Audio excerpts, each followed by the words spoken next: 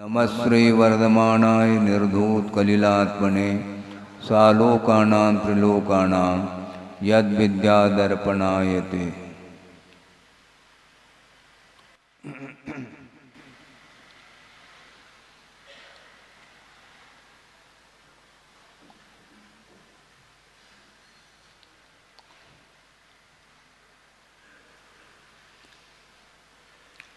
सम्यक दर्शन के विषयभूत आपका स्वरूप आपके सामने रखा गया, जो 18 दोषों से रहित हुआ करते हैं। सर्वज्ञ अर्थात संपूर्ण पदार्थों को बिना किसी आलंबन के वो जानते हैं। आलंबन का अर्थ ये होता है वह ज्ञेय पदार्थों का भी आलंबन ले लेता है संसारी प्राणी, क्योंकि छद्मस्त अवस्था में जो भी पदार्थ ग्रहित हो रहे हैं ज्ञान के माध्यम से, किंतु वह ज्ञान डायरेक्ट व आत्म तत्व ज्ञान के माध्यम से पर पदार्थ को जान नहीं सकता छद्मस्त अवस्था में, अर्थात केवल ज्ञान होने के पूर्व में। केवल ज्ञान होने के पूर्व में परोक्ष ज्ञान भी होता है, मति ज्ञान शुद्ध ज्ञान के रूप में, और उसको परोक्ष इसलिए कहा है परायत्तम परोक्षम, ऐसा आगमकार कहते हैं। वह मति ज्ञान के माध्यम से जान रहा है, किंतु जो द्रव्येंद्रियां हैं उनका आलम्बन लेकर के ही वह यथायोग्य पदार्थ को जानता है। क्षोभशम अलग वस्तु, और क्षोभशम के साथ साथ द्रव्येंद्रियों का आधार लेना होता है। आंख के माध्यम से पदार्थ को आप देखते हैं, बिल्कुल ठीक है। आंख आपके पास है, किंतु आंख का आलंबन लेते हुए भी प्रकाश यदि नहीं है तो वह अंधेरे में वस्तु देखने में नहीं आती। इससे स्पष्ट है कि पदार्थ का अवलोकन करने के लिए प्रकाश का भी आलंबन आवश्यक पड़ जाता है। और प्रकाश का आलंबन लेने के उपरांत भी पदार्थ को जानने के लिए उपाध्याय आदि की भी आवश्यकता होती है। पुस्तक आपके पास है, बिना पुस्तक के आप जान नहीं सकते। एक बात, पुस्तक है प्रकाश नहीं है तो नहीं देख सकते, ये दूसरी बात हो गई। किताब भी है, प्रकाश भी है, किंतु पढ़ाने वाला कोई नहीं है, गाइड करने वाला कोई नहीं है, तो आप पदार्थ को जान नहीं सकते। इतना हो गया। इसके साथ साथ कुछ और भी है। हाँ है। क्या है? मान लो मैं आपके लिए उपदेश दे रहा हूं, ठीक है ना, लेकिन मैं कन्नड़ में देना प्रारंभ कर दूं तो आपको कोई बात समझ में आएगी क्या? हाँ, कानों में शब्द तो आ जाएंगे, किंतु भाषा का ज्ञान नहीं होने के कारण वह मात्र केवल ध्वनि के रूप में आवाज आ जाती है, आपके कानों में पड़ जाती है।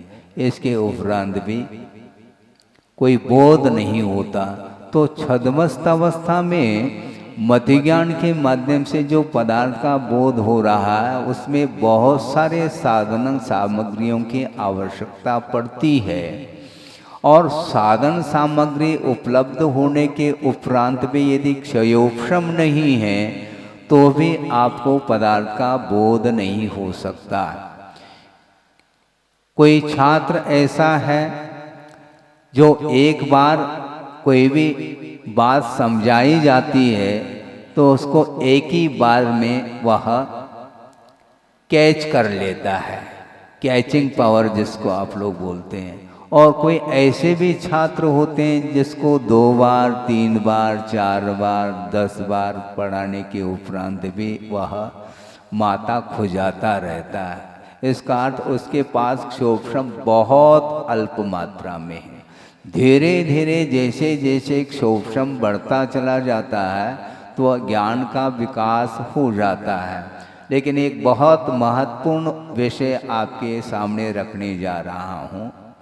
आपके पास बहुत अच्छा क्षोभशम है,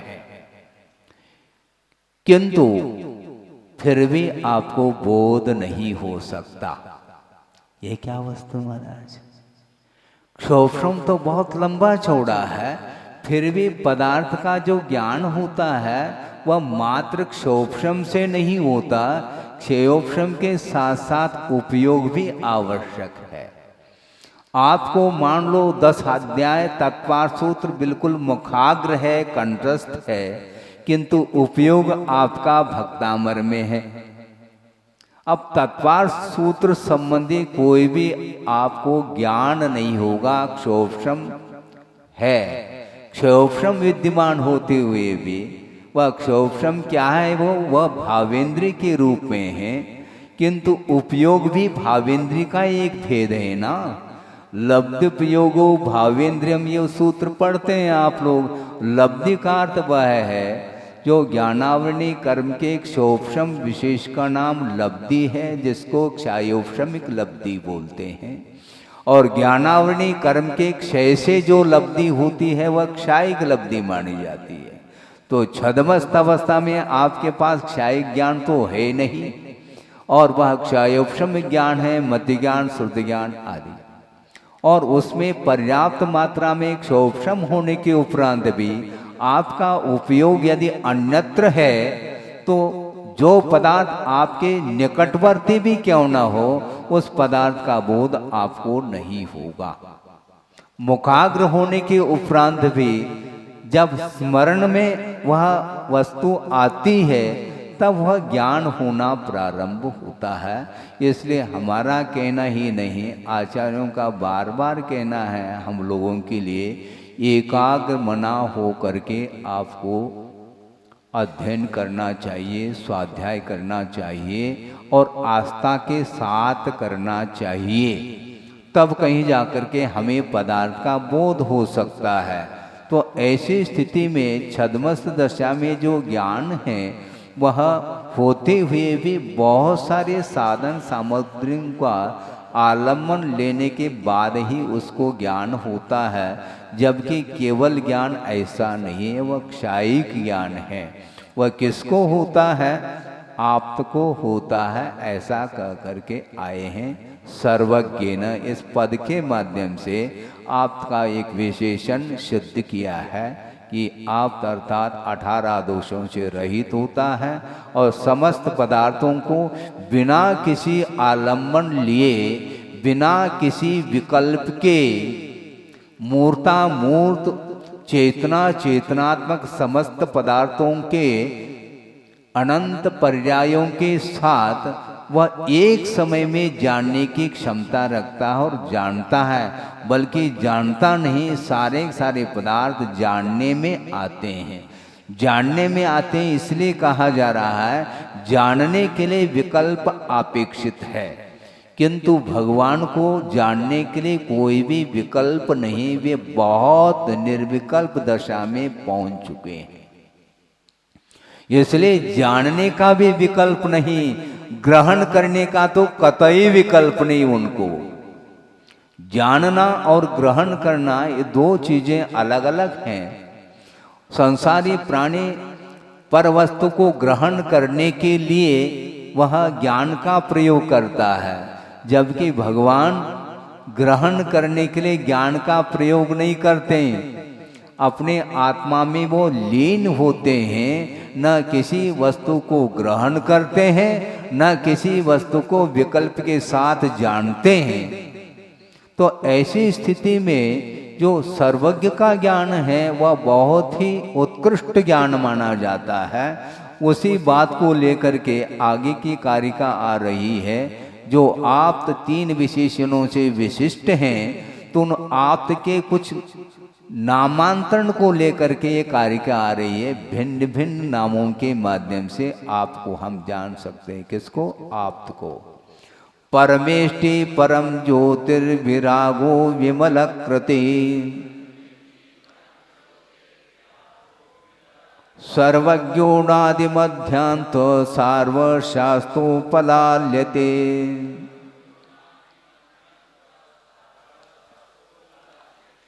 परमेष्टि आप्त कहो, परमेष्टि कहो, ये एकार्थवाची है। अब आपके मन में स्वाभाविक रूप से विकल्प हो सकता है।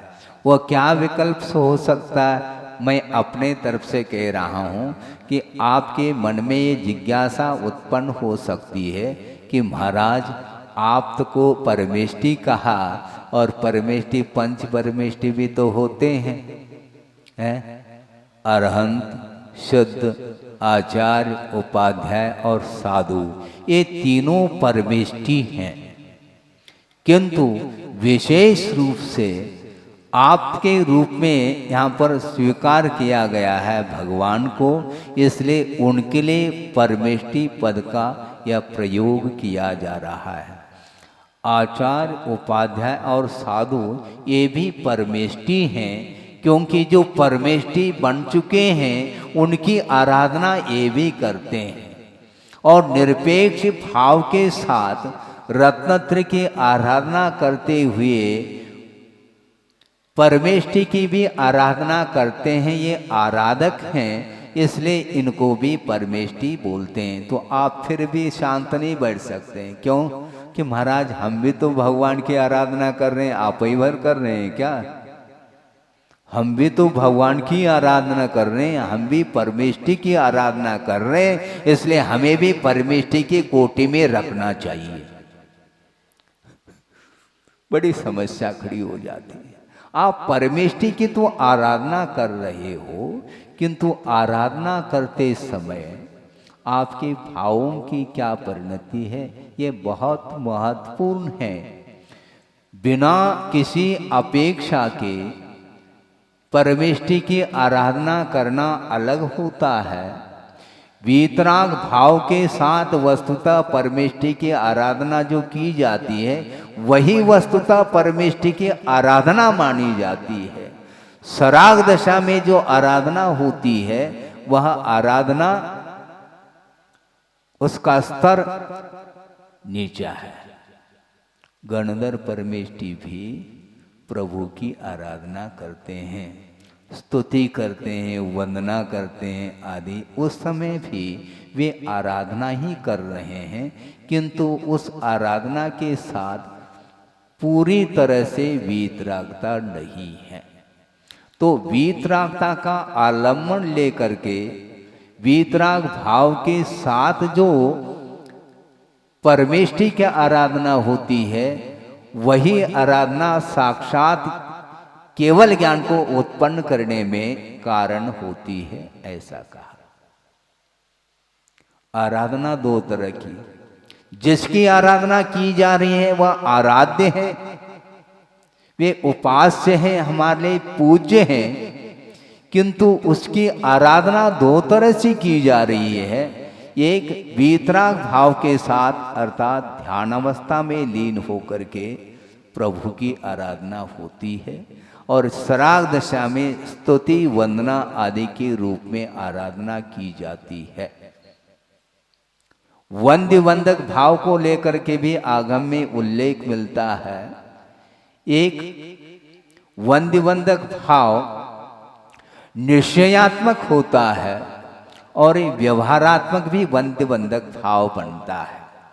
व्यवहार में मैं वंदना कर रहा हूँ, ये वंदक रूप भाव है, और ये मेरे लिए वंदनीय है, इस प्रकार का जो भाव है यह वंद्य भाव माना जाता है। तो वंद्य वंदक भाव ये व्यवहार दशा में सापेक्षता को लेकर के है, किंतु निश्चय दशा में जो वंद्य वंदक भाव बनता है वह सापेक्ष नहीं है, निरपेक्षता वहाँ पर है। क्योंकि निश्चय दशा में स्वयं ही आराध्य बनता है, और स्वयं ही आराधक होता है। इस प्रकार अध्यात्म ग्रंथों में कुंद कुंद आदि आचार्यों ने उल्लेख किया है।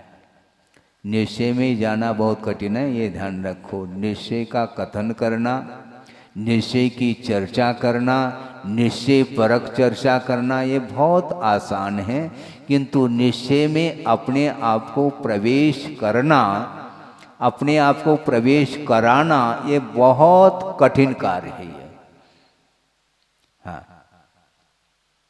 निश्चय की चर्चा तो बहुत करते हैं और व्यवहार की चर्चा करते हुए ये तो व्यवहार है, निश्चय तो निश्चय है।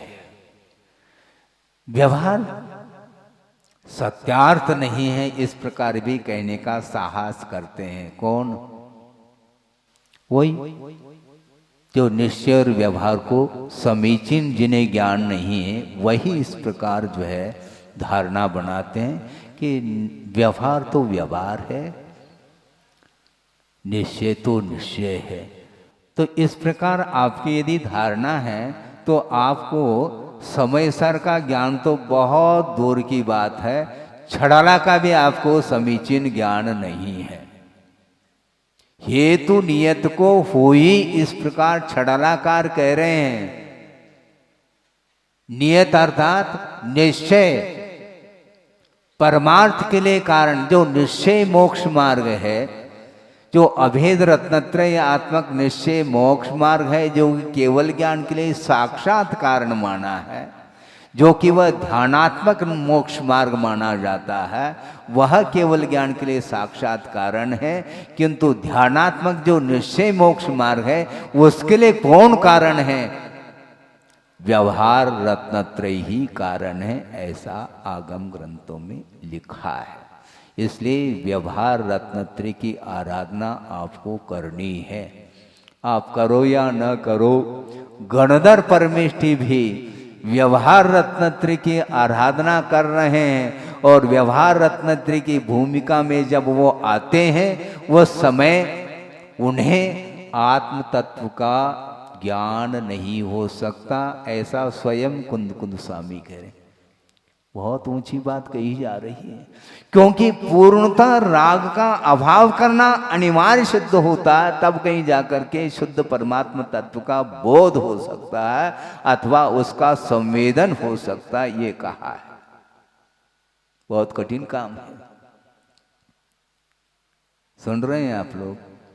शुद्ध परमात्मा तत्व का ज्ञान वीतराग दशा में ही संभव है, सराग दशा में गणधर परमेष्टि को भी संभव नहीं है। इस प्रकार उन्होंने ही उल्लेख किया है द्वादशांग में।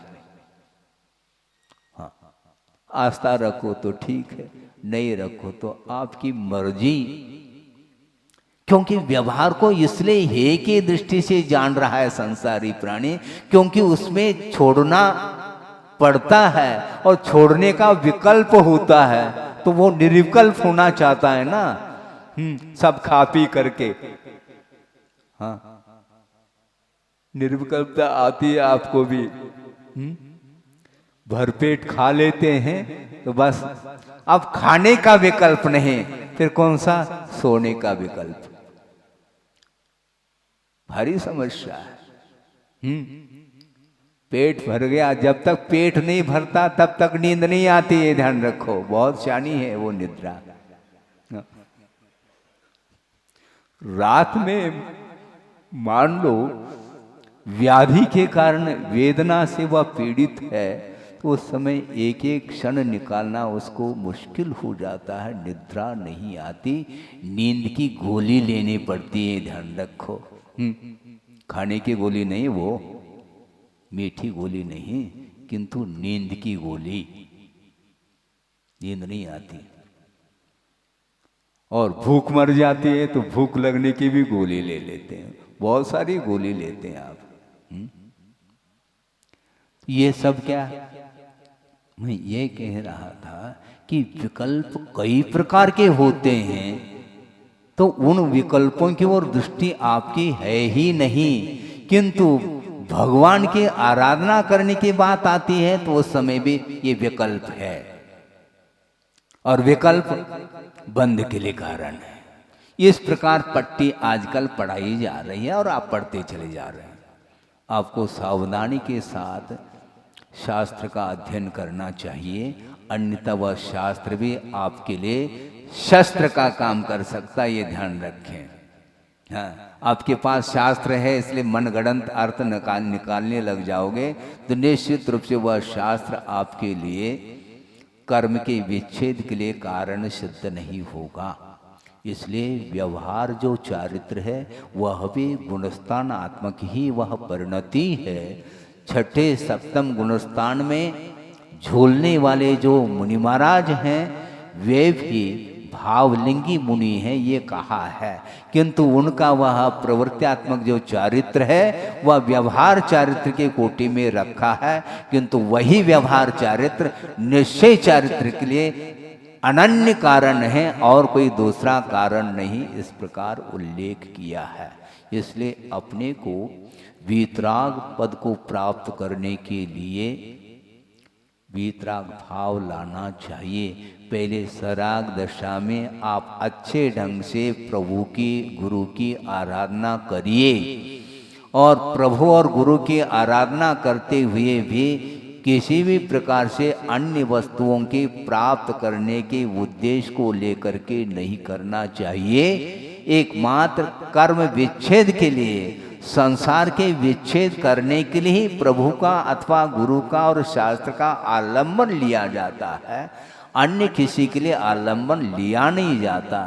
तब कहीं जा कर के आपकी वो वैश्विक जो प्रवृत्ति है विषयानुराग समाप्त हो सकता है। इस प्रकार की भूमिका में आते हैं तो वैश्विक राग से ऊपर उठ कर के पंच परमेष्टि के प्रति अनुराग रखने वाला व्यक्ति ही वीतराग भाव को प्राप्त कर सकता है। यह गाढ़ श्रद्धान होना चाहिए, चाहे वह श्रमण हो चाहे वह श्रावक हो, श्रद्धान की भूमिका में दोनों उतरते हैं तो उनके लिए इसी प्रकार श्रद्धान करने का प्रयास करना चाहिए। यदि शुद्ध परमात्मा तत्व का हम अनुभव करना चाहते हैं तो सारे विकल्प, चाहे वह सत्य विकल्प हो चाहे असत्य विकल्प हो, दोनों प्रकार के विकल्पों से ऊपर उठ करके श्रमण वीतराग दशा का अनुभव करता है, इसलिए वह परमेष्टि के रूप में आता है। फिर भी आचार्य उपाध्याय साधु को परमेष्टि के रूप में स्वीकार करते हुए भी उनको आपकी संज्ञा नहीं दे रहे हैं, क्योंकि वो अभी भी छद्मस्त अवस्था में हैं, इसलिए वे सर्वज्ञ नहीं हैं। और वीतरागी तो है महाराज, किंतु छद्मस्त वीतराग है, ये ध्यान रखना। और सर्वज्ञ भगवान सर्वज्ञ वीतराग है।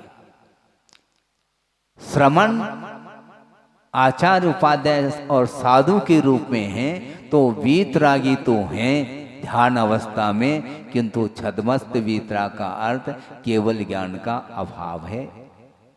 और केवल ज्ञान का प्रादुर्भाव जब हो जाता है तो वह सर्वज्ञ वीतराग की कोटि में आते हैं।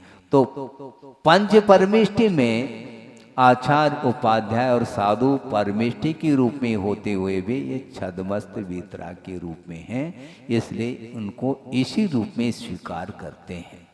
और जो परमेष्टि पूर्णतः परमेष्टि का अर्थ सर्वज्ञ दशा को प्राप्त कर चुके हैं उनको परमेष्टि कहा। और टीकाकार ने इसकी व्याख्या भी दी है, परमे इंद्रादीना वंदे पदे तिष्ठति इति परमेष्टि। परम अर्थात उत्कृष्ट, यानी इंद्रादिकों के लिए भी जो वंदे हैं, ऐसे उत्कृष्ट पद में जो विराजमान होते हैं उनका नाम परमेष्टि, ऐसा कहा है। आप किस पद में विराजमान हैं? बोलो। पदाधिकारी, पद के अधिकारी आप हैं। कौन से पद के अधिकारी मुझे बोलो। कोई अध्यक्ष पद पर आरूढ़ है, कोई उपाध्याय पद पर आरूढ़ है, कोई मंत्री पद पर आरूढ़ है, कोई प्राइम मिनिस्टर के रूप में है, कोई चीफ मिनिस्टर है, सब मिनिस्टर हैं, मिस्टर है, क्या है ये सब पद हैं, किंतु ये पद इंद्रादिकों के लिए वंदनीय नहीं है, ये स्वयं समंतभद्र महाराज कह रहे हैं। इसलिए आप पद पर आरूढ़ हो जाओ, कोई बाधा नहीं, क्योंकि समाज की रक्षा के लिए इस प्रकार के पद पर आरूढ़ होना आवश्यक सिद्ध हो जाता है। क्योंकि वृषभनाथ भगवान भी केवल ज्ञान होने के पूर्व में और दीक्षित होने के पूर्व में उन्होंने भी अनेक प्रकार के पद पर वो भी आरूढ़ थे।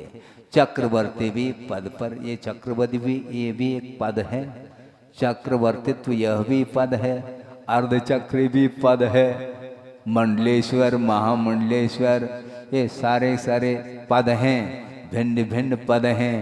32,000 मुकुटबद्ध जो राजा हैं वे चक्रवर्ती के चरणों में प्रणिपात हो जाते हैं, नतमस्तक होते हैं, किंतु वह चक्रवर्तित्व पद वंदनीय नहीं, ये ध्यान रखो।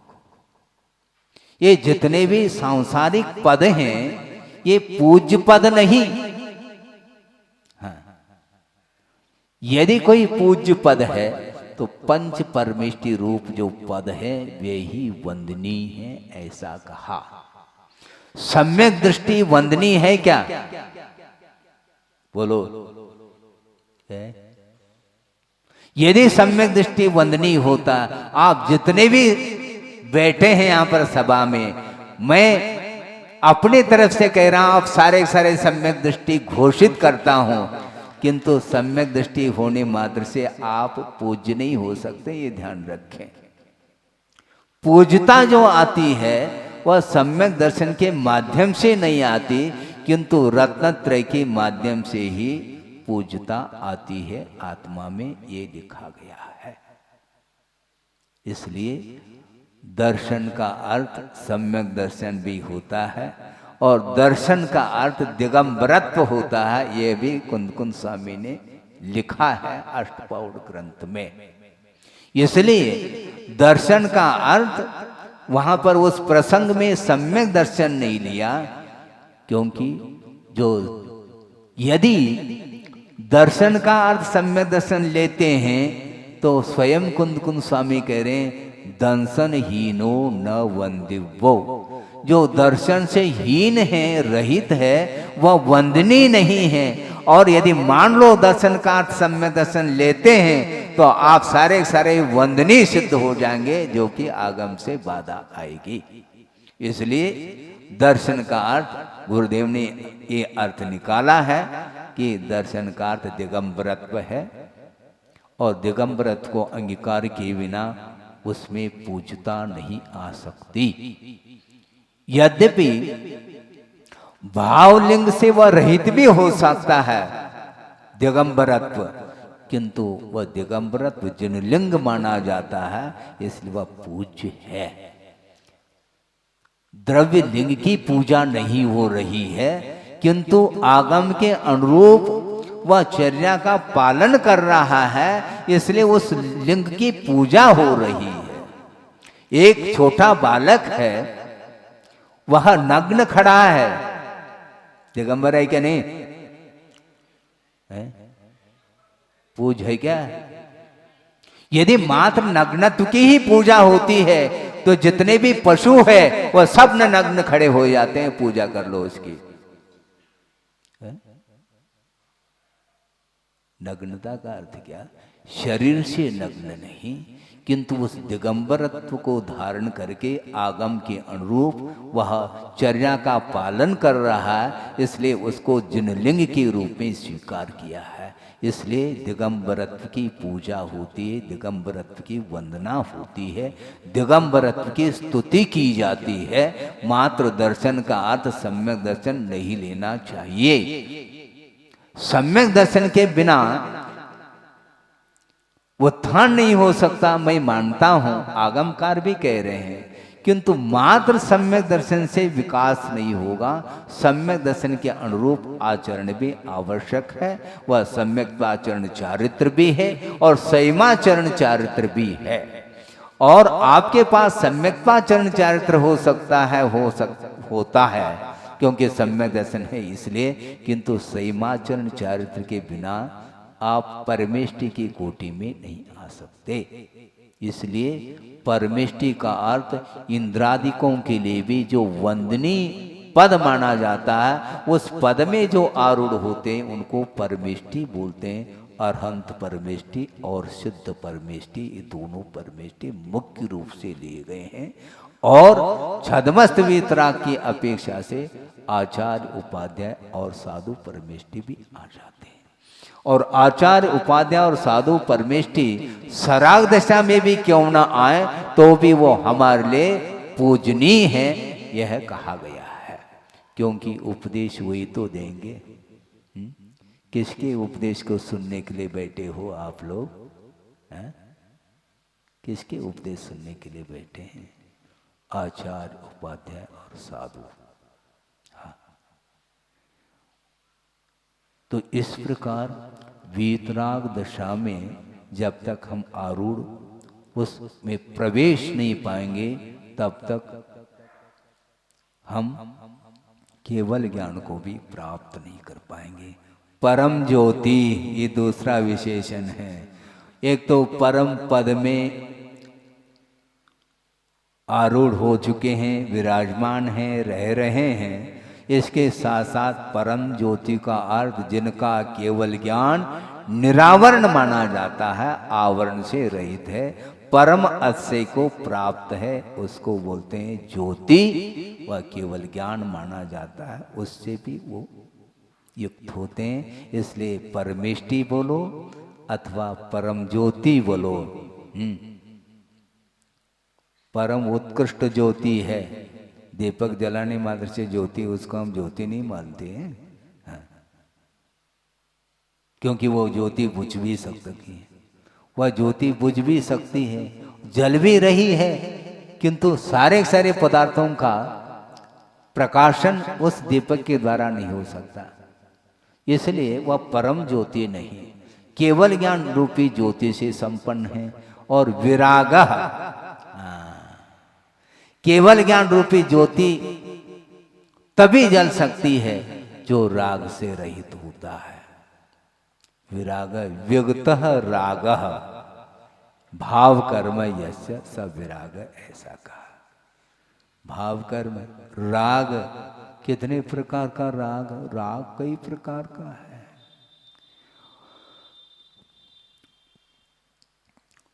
राग कई प्रकार का इसलिए कहा जा रहा है, मुख्य रूप से 4 प्रकार का तो हम मानेंगे। अनंतानुबंधी, अप्रत्याख्यानावरणी, प्रत्याख्यानावरणीय और संज्वलन संबंधी राग। इन 4 कषायों के उदय से भिन्न भिन्न राग की उत्पत्ति होती है और वह राग पर पदार्थों की अपेक्षा से ही कहा गया है। अनंतानुबंधी जो राग है वह अनंत आशा के रूप में वह उत्पन्न होता है और उसके उदय में सम्यक दर्शन रूपी ज्योति नहीं जल सकती। और अनंतानुबंधी के अभाव में भी अप्रत्याख्यानावरणी जो लोभ है उसके साथ क्या अनुव्रत संभव नहीं। जब तक अप्रत्याख्यानावरणी कषाय का उदय रहेगा तो अनुव्रत अंगीकार करने के भी भाव उसके अंदर नहीं आ सकते। और प्रत्याख्यानावरणी कषाय का जब तक उदय होगा तब तक महाव्रत के भाव नहीं आ सकते। तो इस प्रकार ये 4 प्रकार के जो लोभ है इसके अभाव में ही विरागता संभव है। और शुक्ल ध्यान के माध्यम से पूर्णतः मोहनी कर्म का क्षय कर लिया है, इसलिए विगत राग विराग ऐसा कहा।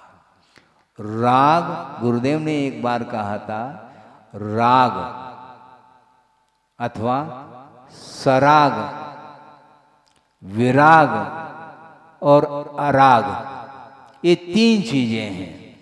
नया लग सकता है आपके लिए विषय। अराग में और विराग में बड़ा अंतर है।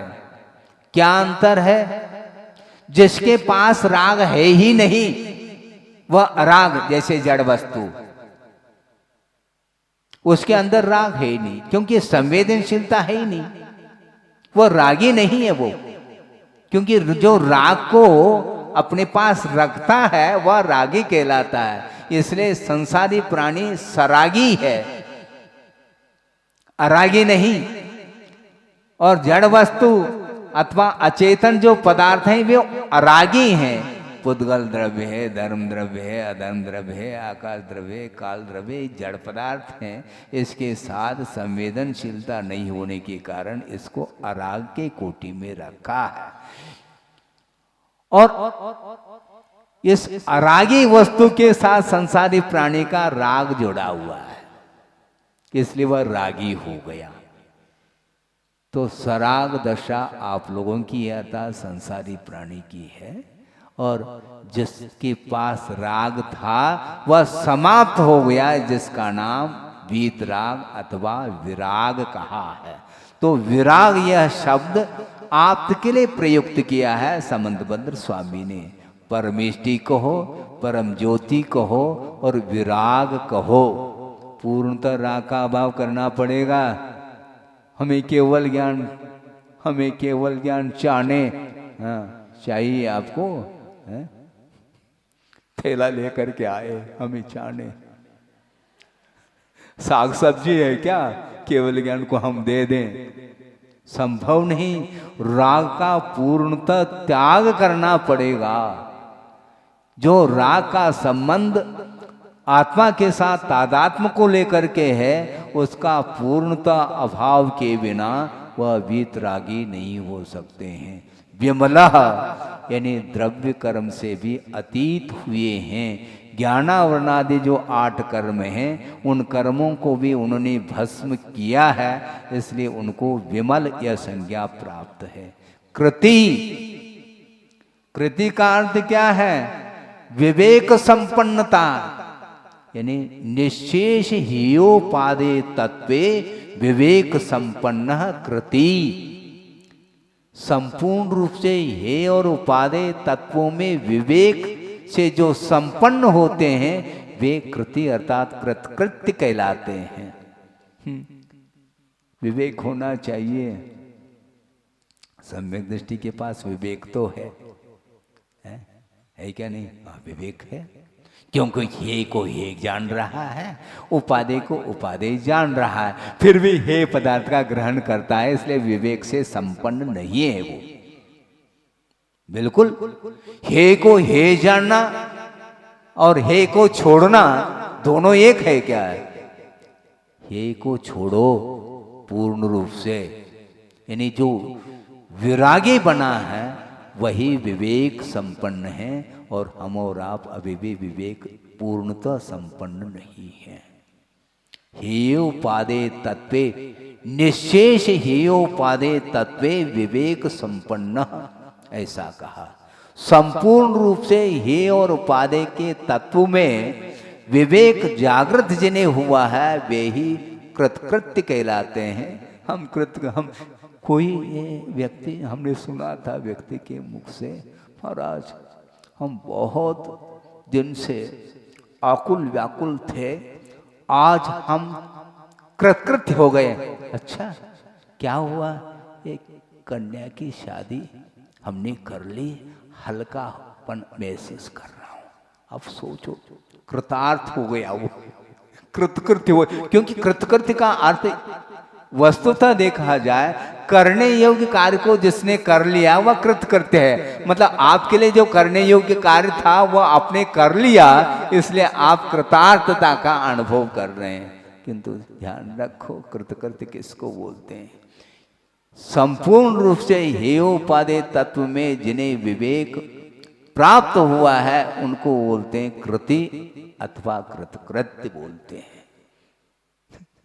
दायित्व था आपका, उसका पूर्णतः आपने निर्वाह किया है, इसलिए आपको हम निर्विकल्प हो गए महाराज। अच्छा, एक व्यक्ति को विकल्प जाल में डाल करके आप निर्विकल्पता का अनुभव कर रहे हैं, ये भी कोई निर्विकल्पता है क्या?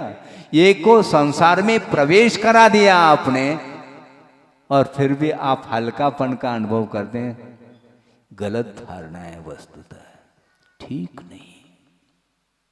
स्वयं भी संसार में फंसा हुआ है और एक को और फंसा करके वह आनंद का अनुभव करता है। इसी का नाम परिग्रहानंद, विषयानंद इसी को बोलते हैं। रौद्र ध्यान में वह आनंद का अनुभव कर रहा है। शुक्ल ध्यान में जो आनंद है वह रौद्र ध्यान में है क्या? आनंद तो दोनों के साथ लगा हुआ है, हाँ?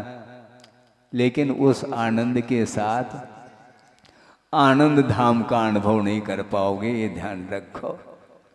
इसलिए संसार से ऊपर उठने का प्रयास करिए आप। कृति कहा और सर्वज्ञ का अर्थ ज्ञात हो ही गया है, सबको जानते हैं, उनका नाम सर्वज्ञ है। और अनादि मध्यांत ऐसा कहा। अनादि मध्यांत का अर्थ क्या है?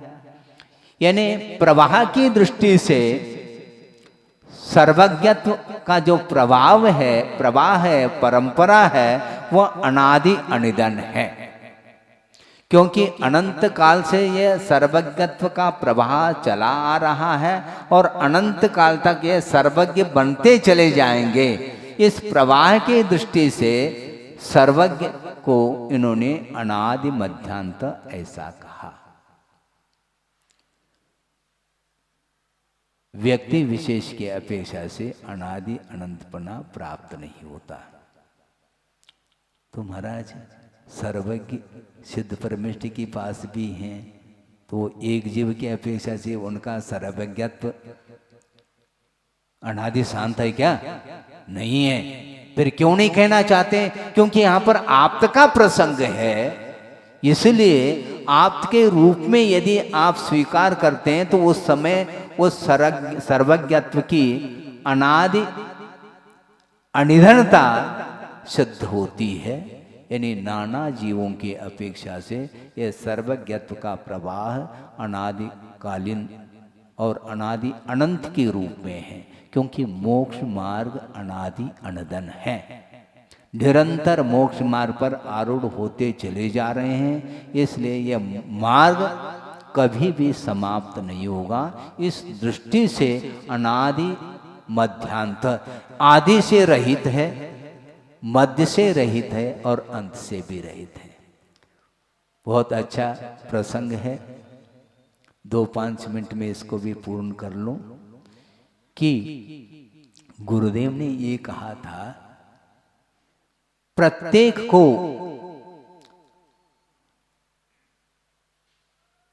जो मुक्ति मिली है या मिलेगी तो मध्य में ही, क्योंकि आप जब भी मुक्त होंगे तो बीच में होंगे, क्योंकि आपके मुक्त होने के पूर्व में अनंत जीव मुक्त अवस्था को प्राप्त कर चुके हैं और आपके मुक्त होने के बाद भी अनंत और सिद्ध परमेष्टि होंगे। इसलिए जब कभी भी आपको मुक्ति मिलेगी तो बीच में ही मिलेगी।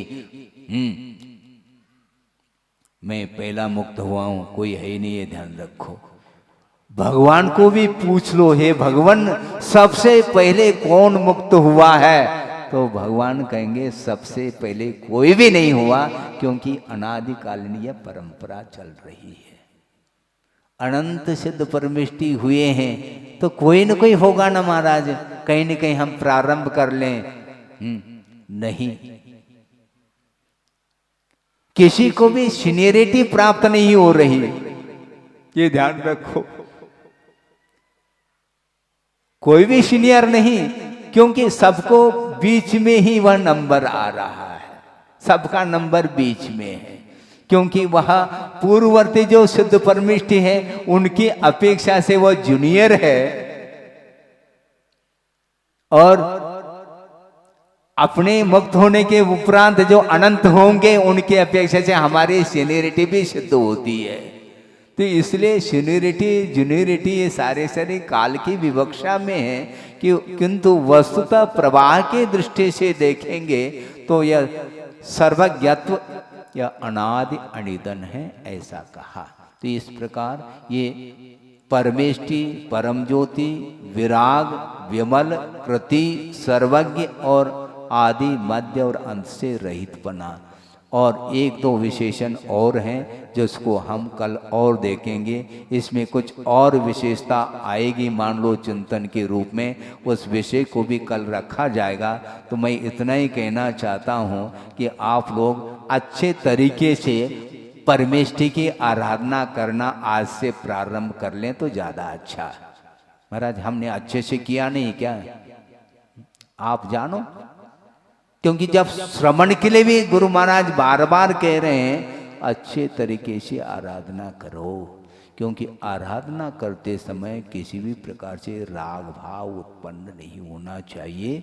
वीतराग भावों की उपलब्धि के लिए जो आराधना की जाती है वही वस्तुतः परमेष्टि की आराधना मानी जाती है।